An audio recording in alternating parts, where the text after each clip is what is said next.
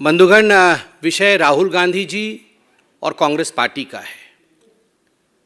जब हिंदुस्तान में G20 की मीटिंग चल रही है, उस समय राहुल गांधी जी का जो व्यवहार ब्रिटेन के कैम्ब्रिज में रहा है, वह देश से छिपा नहीं है। और कोई पहली बार राहुल गांधी जी ने विदेशी यूनिवर्सिटी में या विदेश में जाके हिंदुस्तान के खिलाफ कहा हो, ऐसा भी नहीं है। किंतु विषय आज गंभीर इसलिए बनता है, जहां विश्व के सबसे ताकतवर 20 देश हिंदुस्तान में मौजूद हैं। आज भारतवर्ष होस्ट है। भारतवर्ष G20 का अध्यक्षता कर रहा है। नरेंद्र मोदी जी के नेतृत्व को पूरा विश्व उनके नेतृत्व का लोहा मान रहा है, और हम धन्यवाद भी करेंगे और उचित भी है। न केवल ये 20 देश अपितु समग्र विश्व के तमाम देश आज हिंदुस्तान को एक ब्राइट स्पॉट के रूप में देख रहे हैं और मुक्त कंठ से भारत की भूरी भूरी प्रशंसा कर रहे हैं। इटली की प्रधानमंत्री ने तो कहा कि Narendra Modi ji is one of the most lovable personalities in the whole world. कोई ऐसा देश नहीं बचा है जो ये नहीं कह रहा है कि हिंदुस्तान ब्राइट स्पॉट नहीं है।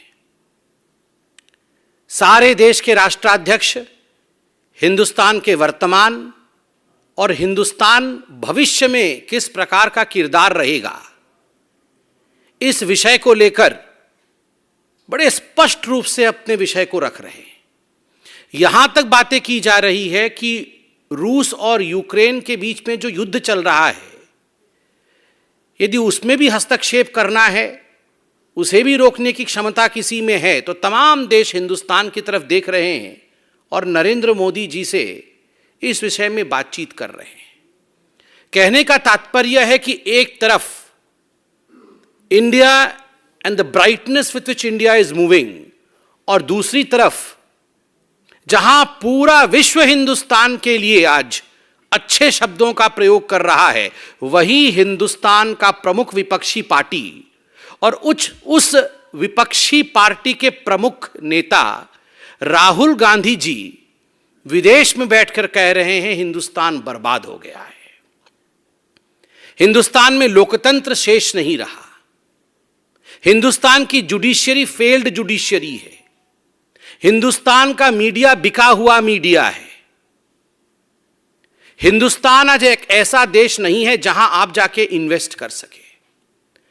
बंधुगण, सोचिए, आज तमाम कंपनियां पूरे विश्व से वो हिंदुस्तान में आकर निवेश करना चाहते हैं, हिंदुस्तान में इन्वेस्ट करना चाहते हैं। यहां तक कि चीन से कंपनियां छोड़ करके भारतवर्ष में निवेश करने के लिए, इन्वेस्ट करने के लिए आ रही है। ये पहली बार 70 वर्षों में हुआ है।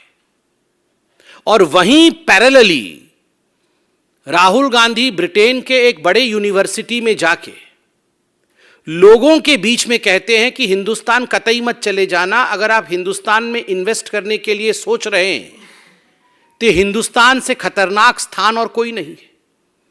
यदि किसी प्रकार की परेशानी हो जाएगी तो जुडिशियरी आपकी सुनेगी नहीं, क्योंकि जुडिशियरी कॉन्स्ट्रेंट में है, कॉम्प्रोमाइज्ड हो चुकी है। मीडिया वहां सच नहीं दिखाता है। जो परिस्थिति मीडिया हिंदुस्तान की दिखा रही है वो हकीकत नहीं है। हिंदुस्तान में लोकतंत्र डेंजर में है और लोकतंत्र समाप्ति की ओर है। यह संदेश विश्व के एक बड़े प्लेटफॉर्म में खड़े होकर राहुल गांधी पूरे विश्व को देने की कोशिश कर रहे हैं। मुझे तो आश्चर्य हो रहा है। वैसे तो लोग जानते हैं, विश्व भर में लोग जानते हैं राहुल गांधी क्या है, कितना विश्वास करना है, कितना विश्वास नहीं करना है। मगर एक पल के लिए जरा आंख बंद करके सोचिए, जिस पाकिस्तान ने भी हिंदुस्तान के विषय में यह सब कहने से कतराया है, हिम्मत नहीं करता है पाकिस्तान ग्लोबल फोरम में खड़े होकर यह कहे कि इंडिया की जुडिशरी कॉम्प्रोमाइज्ड है, इंडिया में डेमोक्रेसी नहीं है, इंडिया की मीडिया बिकी हुई मीडिया है। वो राहुल गांधी जाके आज वर्ल्ड प्लेटफॉर्म में इंडिया को इस प्रकार से प्रेजेंट कर रहे हैं। और ठीक दूसरी तरफ राहुल गांधी जी के मैं स्लाइड्स को देख रहा था, प्रेजेंटेशन के स्लाइड को। प्रेस कॉन्फ्रेंस में 5 मिनट की देरी इसलिए हुई क्योंकि मैं 1 घंटे के राहुल गांधी के भाषण को अक्षरशः सुन के आया। वो कहते हैं कि चीन एक अलग किस्म का देश है, चीन सद्भावना चाहता है, चीन जो डेवलपमेंट कर रहा है, चाइना की जो कम्युनिस्ट पार्टी है वो हार्मोनी, कोट अनकोट, क्योंकि अंग्रेजी में उनका भाषण था, दे वॉन्ट हार्मनी, वो हार्मनी चाहती है। उन्होंने कहा कि मैंने पूछा कि क्या चीन एक राष्ट्र है, इस चाइना अ नेशन? तो किसी ने उन्हें चाइना एक नेशन क्यों है वो समझाया कि चाइना में येलो रिवर है और येलो रिवर ही चाइना को एक नेशन के रूप में बांधती है। जब चाइना येलो रिवर के उफान को कंट्रोल कर लेती है तो चाइना महान बन जाती है और चाइना एक राष्ट्र बन जाता है। राहुल गांधी ने येलो रिवर देखा, ठीक बात है, मगर राहुल गांधी जी को इतने बड़े यात्रा करने के बाद गंगा नहीं दिखी। राहुल गांधी जी गंगा नहीं देख पाए और हिंदुस्तान एक राष्ट्र है ये वो मानते नहीं है। वो वहां भी जाके कह रहे थे कि एक एग्रीमेंट है, एक समझौता है, India is an agreement. China harmony चाहती है, वहां नेशनलिज्म है क्योंकि वहां येलो रिवर है। गंगा उन्हें दिखा नहीं क्योंकि देखने की कोशिश नहीं की। मुझे आश्चर्य है, राहुल गांधी विदेश की भूमि में जाकर कहते हैं कि हम ऑपोजिशन के लीडर हैं, हमें बोलने नहीं दिया जाता है। वो वहां कहते हैं कि हमारे टेलीफोन के अंदर पेगासस छोड़ दिया गया है और केवल मेरे ही नहीं, विपक्ष के तमाम जो लीडरान हैं उन सब के मोबाइल फोन के अंदर पेगासस था। और उन्हें इंटेलिजेंस ऑफिसर, जो इंटेलिजेंस ऑफिसर राहुल गांधी जी के मोबाइल में पेगासस छोड़कर उनकी बातों को सुन रहे थे, उन्हीं इंटेलिजेंस ऑफिसर्स ने राहुल गांधी को फोन करके कहा, अरे यहाँ वहाँ की बात मत करना, ये जो आप लेन देन की बातें करते हो ना वो सब रिकॉर्डिंग हो रही है क्योंकि हमने तुम्हारे में पेगासस लगा दिया है। राहुल जी, ये पेगासस लगा दिया था, सुप्रीम कोर्ट ने जांच कमेटी बैठाई। जांच कमेटी ने कहा आप अपने अपने मोबाइल दीजिए, हम जांच करके देखते हैं उसमें पेगासस है कि क्या है। क्यों नहीं दिया? क्यों नहीं दिया अपना मोबाइल? आपने ना आपने अपना मोबाइल जांच करने के लिए दिया, ना किसी ने आपके पार्टी में से अपने मोबाइल को जांच करने के लिए दिया, और जाके कैम्ब्रिज में कह रहे हैं कि हमारे मोबाइल के अंदर पेगासस है, हमारे मोबाइल में जासूसी हो रही है। राहुल जी, जासूसी कैसे होती थी और सरकारें जासूसी कैसे कराती थी, मैं उसका उदाहरण देता हूं। यूपीए 2 के अंदर याद करिए, वित्त मंत्री प्रणब मुखर्जी, बाद में जो महामहिम राष्ट्रपति बने, आदरणीय प्रणब मुखर्जी जी कह रहे थे मेरे कमरे को बग कराया है कांग्रेस पार्टी के एक बड़े मंत्री ने, चिदम्बरम साहब ने। सोनिया गांधी जी के कहने पर मेरे कमरे को बग कराया गया है और मैं जो बातें करता हूं वो सारी बातें सोनिया जी सुन लेती। ये तो आप अपने घर के अंदर कर रहे थे।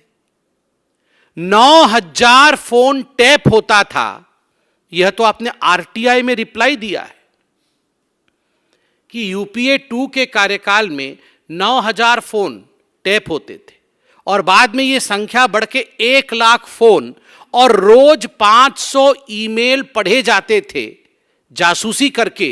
ये तो आपने आरटीआई के माध्यम से और पब्लिक फोरम में मौजूद है। और तो और तत्कालीन प्रधानमंत्री डॉक्टर मनमोहन सिंह ने बिजनेस कम्युनिटी को एड्रेस करते हुए बड़े स्पष्ट रूप से कहा था, हां, देश की सुरक्षा के लिए हम फोन टेपिंग कराते हैं। आप फोन टेपिंग कराते थे, आप ईमेल चोरी चोरी चुपके चुपके पढ़ते थे, आप अपने मंत्रियों की बातों को सुनते थे, उनके कमरों को बग कराते थे, और यहां जांच होने के बावजूद अपने मोबाइल फोन को आपने सबमिट भी नहीं किया और जाके विदेश के भूमि में कहते हैं कि हमारे देश में खतरा है, हमारे देश में फोन टेपिंग होती है, हमारे देश में लोकतंत्र नहीं है। और मुझे दुख इस बात का है, जो लोग वहां ऑडियंस में बैठे थे कैम्ब्रिज में, उनमें से हमारे किसी सम्मानित सिख बंधु की तरफ हाथ करते हुए कहा उन्होंने कि आप तो सिख हैं, क्या आप हिंदुस्तानी हैं? उन्होंने कहा हाँ मैं हिंदुस्तान से हूँ। फिर उन्होंने पूछा क्या आप मुस्लिम हैं? उन्होंने कहा हाँ। क्या आप हिंदुस्तान से? कहा हाँ। फिर कहते हैं कि हिंदुस्तान में सिख, ईसाई और मुसलमान जो हैं वो तो सेकंड क्लास सिटीजन है, वो तो द्वितीय दर्जे के नागरिक हैं। आप सोच के देखिए, हिंदुस्तान को डैमेज करने के लिए, to destroy the fabric of India, Rahul Gandhi और गांधी परिवार किस कद तक नीचे गिर सकता है, कहां तक ये जा सकते हैं। मुझे आज सोचने के लिए मजबूर किया है वो 1 घंटे के स्पीच ने राहुल गांधी का। Is mister Gandhi acting as a agent? Hindustan को नीचे गिराने के लिए अगर कोई एजेंसी काम कर रही है, उस एजेंसी के एजेंट के रूप में कहीं राहुल गांधी ऑन पेरोल काम तो नहीं कर रहे हैं? क्योंकि ये जो सवाल मैंने पूछे हैं ये गंभीर है और ये सवाल खत्म नहीं हुए।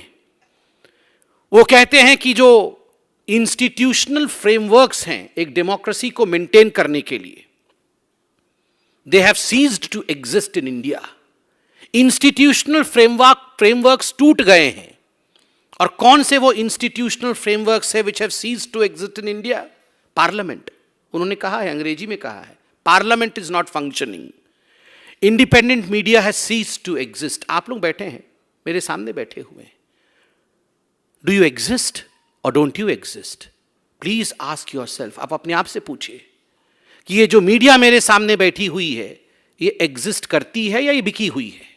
आप अपने आप से पूछिए कि independent media has ceased to exist और judiciary has ceased to exist. जब राफेल के ऊपर, जब पेगासस के ऊपर यही जुडिशियरी कमिटी बनाए, जांच आदेश करे, तो जुडिशियरी का बल्ले बल्ले, जुडिशियरी बड़ी अच्छी है। और जब जुडिशियरी कहे कि जांच कमेटी बैठी है, अपने अपने मोबाइल फोन दे दीजिए ताकि जांच कर सके, आप मोबाइल फोन ना दे, और जब जुडिशियरी अपना वर्डिक्ट सुनाए तब जुडिशियरी बिकी हुई है, कॉम्प्रोमाइज्ड हो गई।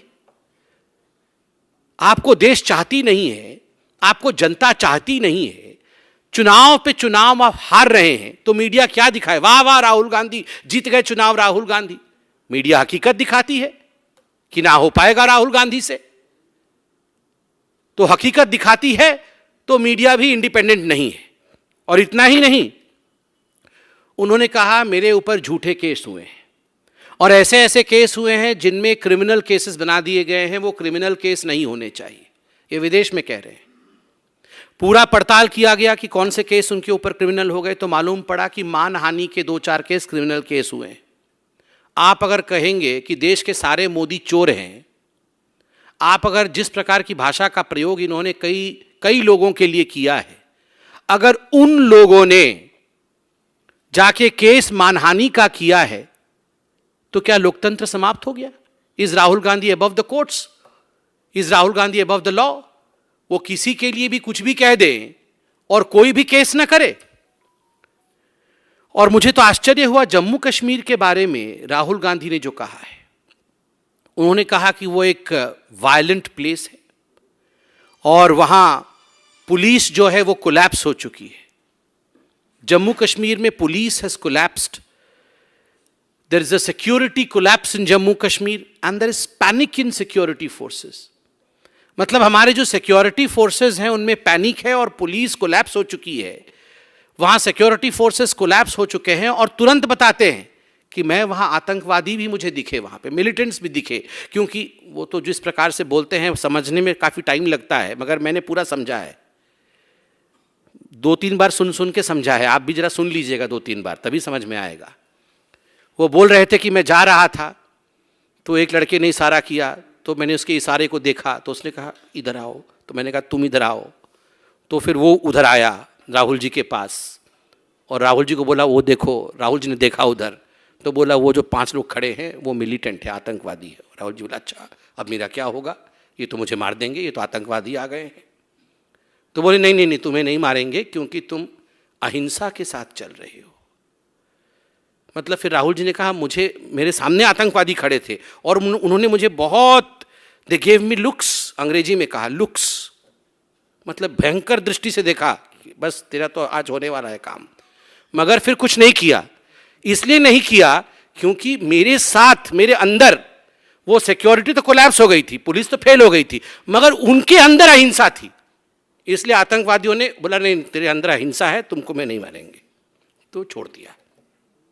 मतलब ये जो सिक्योरिटी फोर्सेस कोलैप्स हो गई, पुलिस तो कोलैप्स हो गई, मगर ये जो आतंकवादी बम फोड़ करके निर्दोष लोगों को मार रहे हैं पूरे हिंदुस्तान में, और जम्मू कश्मीर में जो निर्दोष लोगों की हत्या हुई, ये निर्दोष लोगों के साथ अहिंसा नहीं थी, इनके साथ हिंसा थी, तभी उनको मार दिया आतंकवादियों ने। और राहुल गांधी के दिल के अंदर से हिंसा, अहिंसा थी, इसलिए आतंकवादी नहीं, तुम्हें छोड़ रहे हैं। क्या बोलते हैं ये राहुल गांधी? विदेश में जाकर देश के खिलाफ इस प्रकार की भाषा का प्रयोग, इस प्रकार से देश बर्बाद हो गया है, इसका प्रस्तुतिकरण राहुल जी, मुझे माफ करिएगा मगर आज मुझे कहना पड़ रहा है, just because you are not a bright kid, that does not mean India is not a bright spot. Just because you are not the bright kid of your party, of your dynastic party, that does not imply that India is not a bright spot. The corollary is India is a bright spot, but you have failed to be the bright kid of your dynastic party, Rahul Gandhi. पहले आप bright बनने की कोशिश करिए। India is bright and India is doing good. Thank you so much. कोई प्रश्न हो तो अवश्य पूछे। देखिए, इसमें कोई दो मत नहीं है। जो कांग्रेस के बड़े नेता हैं, अब तो ये हकीकत है कि वो भी अपने दिल के ऊपर 100 टन का पत्थर रखकर ही राहुल गांधी जी के विषय में अच्छा अच्छा कहते होंगे। क्या उन्हें नहीं पता है राहुल गांधी क्या कर रहे हैं? वो भी राहुल गांधी जी के विषय में जब इस प्रकार के भाषण उनका कैम्ब्रिज में सुनते होंगे तो वो भी आपस में बोलते होंगे, गया ये 2-4 वोट भी जो आने थे वो भी खत्म हो गए। तो वो भी ऐसी बातें करते होंगे। और मैं तो दाद देता हूं साहब, ये कांग्रेस के जो बड़े बड़े नेता हैं, ये 100-100 टन के पत्थर रख के राहुल गांधी की बड़ाई करते होंगे। देखिए, जहाँ तक खड़गे जी का सवाल है, स्वाभाविक रूप से गांधी परिवार ने उन्हें अध्यक्ष बनाया है, तो राहुल गांधी जी के सारे विषयों में हाँ कहना बाध्यता है। शायद आदरणीय खड़गे जी भूल गए कि पेगासस का जो विषय है वो सुप्रीम कोर्ट में गया। सुप्रीम कोर्ट ने अपना निर्देश भी सुनाया है। अब सुप्रीम कोर्ट से बड़ा तो वो किसी को नहीं मानते ना। मुझे लगता है शायद कांग्रेस पार्टी को वो सुप्रीम कोर्ट से बड़ा नहीं मानते होंगे। धन्यवाद।